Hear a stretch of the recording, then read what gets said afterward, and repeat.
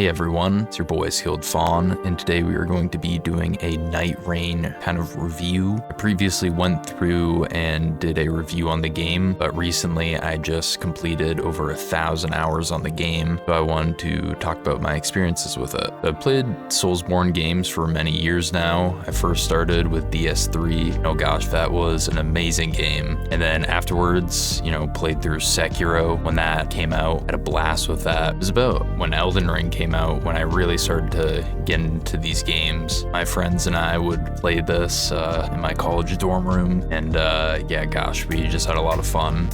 So since then, I've done a bunch of challenge runs on the game, specifically Elden Ring. Done over 30 challenge runs on it, from RO1+0 to Frenzy Flame perfume bottles only. Done some crazy challenges. And then so since then, I've kind of expanded upon that. I've played Lies of P, Lords of the Fallen, pretty much all the mainline Souls games. The only one I haven't is the original Demon Souls, though I have played the remake. So check out the channel if you're looking for awesome challenge runs. Let's talk about the early, mid, and late game of Nightreign. Specifically around like 10 hours, 100 hours, and then 1,000 hours into it. So I think within my first like 10 hours of the game, but yeah, we would like go to the starting like camps or nearby. And this is also when the game first released, and we were just not that great back then. I think, everyone at the beginning really struggled, but it was fun learning experience. And then, within those 10 hours, you really don't know a whole bunch. You're really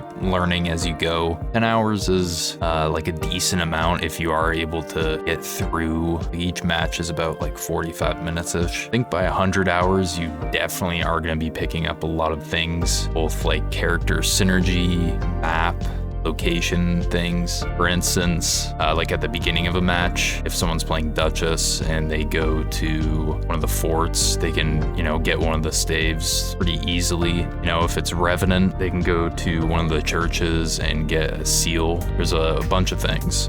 Definitely by 100 hours, you have a pretty good grasp on the boss's movesets and or just the enemies in general, as there's a wide variety of enemies. By 100 hours, you've definitely mastered a decent amount of them.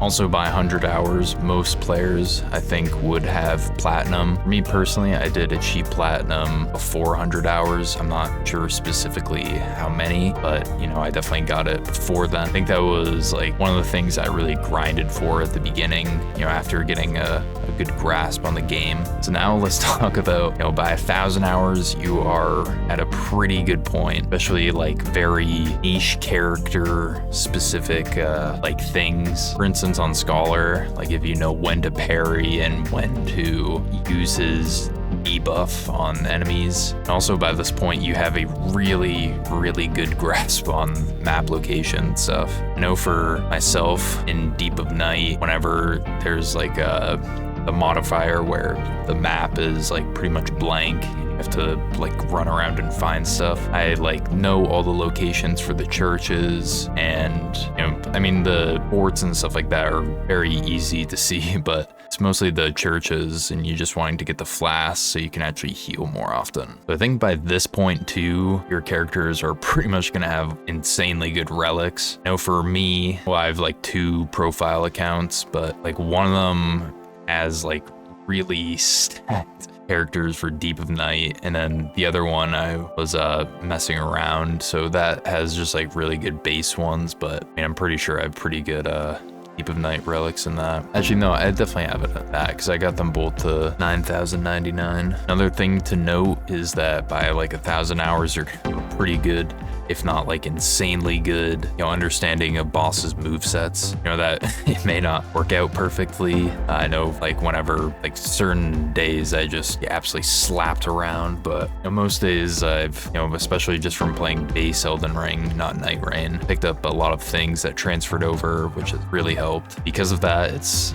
really fun and like it feels great to, if your teammates are down to like clutch it up, and vice versa. If you see a teammate clutch it up, it's always nice. I think that's one thing that's really fun about Nightreign is, getting better and better, because even after 1,000 hours, it's like there's so much to do, learn. But yeah, those are just some of the many things that I've learned and saw as I've gone through Nightreign. But now I want to talk about what I've noticed since I played, especially like the good and the bad. So let's start with the good. Met some awesome people, and many I've continued playing with since the release of the game. I think most matches I will play with just randos because it's a lot quicker, and you know, schedules don't always work out. But it is really nice to, you know, link back up with people and just, you know, have a fun match, kill some bosses, take down some enemies, get some good loot. It's just it's a fun time. I learned some new things to help in Nightreign and base version of Elden Ring. I must admit, it's been quite a while since the base version of Elden Ring and since I played it. Definitely, like, I don't think I played it since Nightreign's release, actually. So, you know, if I go back and try like jumping and climbing stuff, it's not gonna work out well, but you know, there's a lot of things that transfer over. So I found some interesting builds, both awesome damaging ones and wacky random builds. Amazing thing about these Soulsborne games is there's such rich variety. Besides, you know, maybe Sekiro. I think Sekiro is definitely straightforward and singular build, but you know, we love Sekiro for what it is. You know, you can have Wilder be a wizard, just have him with this crazy FP intelligence build. You can do like so much stuff, and it's pretty crazy. I've definitely had some really fun matches and tough matches as well. Why is this a good thing? Well, I'll use Rainbow Six Siege as an example. These games are far different. They're generally about the same time for a match, about 30 to 45 minutes for ranked and for Nightreign. Before Nightreign released, I was really into Rainbow Six Siege. One reason I stopped playing was that matches generally followed one formula: insane enemies and average teammates. This can lead to frustrating matches, especially if you lose multiple times in a row. As I played ranked solo, it meant I had to better hone my aiming / gun skills. And, you know, as a matter of fact, I got up to Emerald and was really pleased. Nightreign, on the other hand, the player is meant to win, rather than it being a 50-50 chance for both teams. I found that since I stopped playing Siege, I've actually been a lot less stressed, which is kind of funny in a sense. Anyways, both matches are about the same time frame. Because of the way Nightreign is made, the group is going to win more often, in turn making the players happy. Even though some matches may be rough, such as unoptimal weapons, buffs, and so on, the next match you are generally going to come right back. Compare that to a shooter game, and you are not going to have those same chances. I'd be really curious to hear your thoughts down below on this, as this is just my opinion. While this does depart from the Soulsborne formula and edge more so towards a roguelike, I found myself enjoying the game a lot, more so than the other Souls games. As the cooperation with teammates that don't dissipate after a single boss or area, teammates are allowed to go anywhere on the map. Base Elden Ring, areas would be blocked off by a fog wall, and so on. So yeah, I think that's like one advantage that Nightreign has over base Elden Ring. So, you know, if you're on PC and you got the co-op mod, you know, that is definitely superior. Now let's talk about the bad. I've had my fair share of trolls in the game, but generally 90 plus,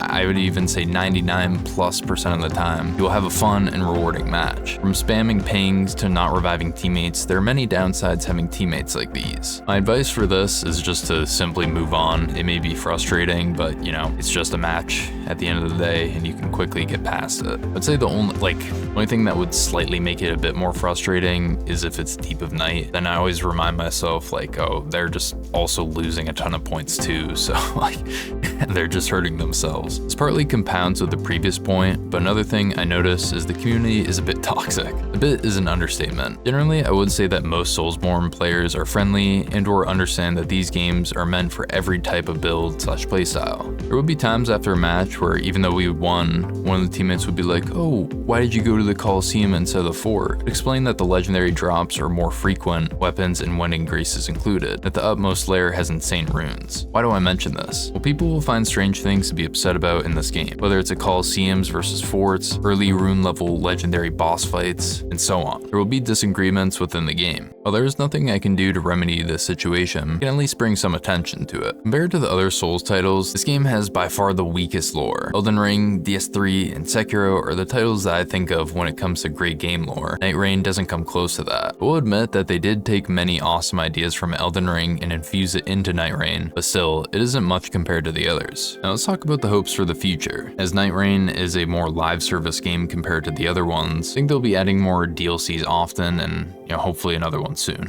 So Shifting Earths. I really hope they add a Madness, Deathblight, some form of Mesmer's Castle, and the Abyssal Woods. I think these are some awesome places that, you just need to come to this game. We definitely need more weapons from base game and DLC Elden Ring. Oh my gosh, especially a lot of the DLC ones would go so hard in this.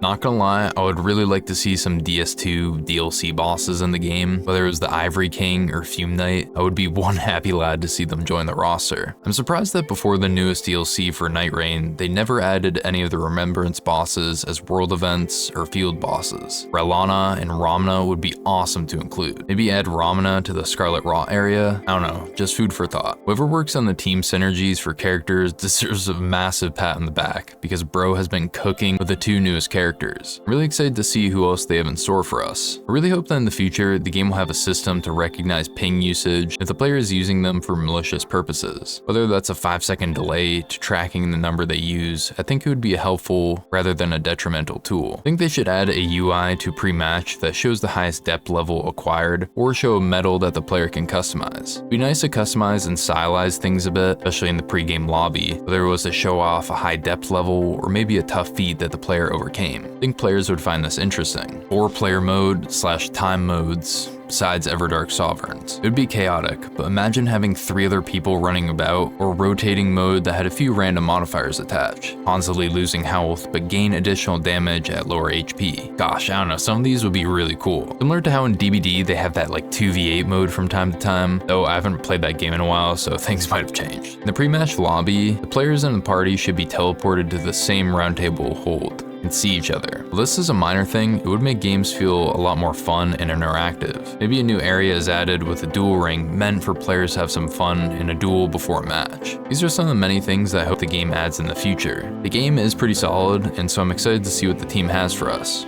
What's next? Well, after getting 1,000 hours on Nightreign, I've decided to spend more time and attention on editing and challenge runs. Nightreign has been an incredibly fun experience, and for those who are on the fence, I would highly recommend you play the game. For me now, I think I'm going to sidestep a bit, since in gunning for 1,000 hours, I disregarded other games, editing videos, and challenge runs. I do plan to play it from time to time, so catch me on Twitch or on the VODs channel to watch the streams. I have a lot of videos in the backlogs, and many I've been wanting to work on, but Nightreign always seems so enticing. This new year starting, I'm going to make a few promises. First is I'm going to focus my attention on video editing as mentioned previously. I really would like to get back to 1 video a week, generally on Sundays. Occasionally I may need an extra day, so I would put it out on Monday. This is the plan for the channel going forward. Second is that this is the year I'm going to try to grow the channel. One of my lifetime goals is to get that YouTube plaque. Besides certain video ideas, I plan to get in touch with other creators, and so hopefully that would be something y'all would be interested in. I started this channel to entertain, whether it's a laugh or enjoyment from a video. It's nice to know that I made someone happy for a short while, because life can be rough. Since then, it's been a few years, and I don't plan to go anywhere anytime soon. Thank you guys for the love and support. I really appreciate it. Thank you for watching the video. Make sure to hit the like button, comment, and subscribe if you haven't already. This greatly helps to support me and the channel, alongside pushing the video to others who may be interested. Try to do something kind for someone today, whether it's a small or large gesture. This is your boy Skilled Fawn, and I'm out.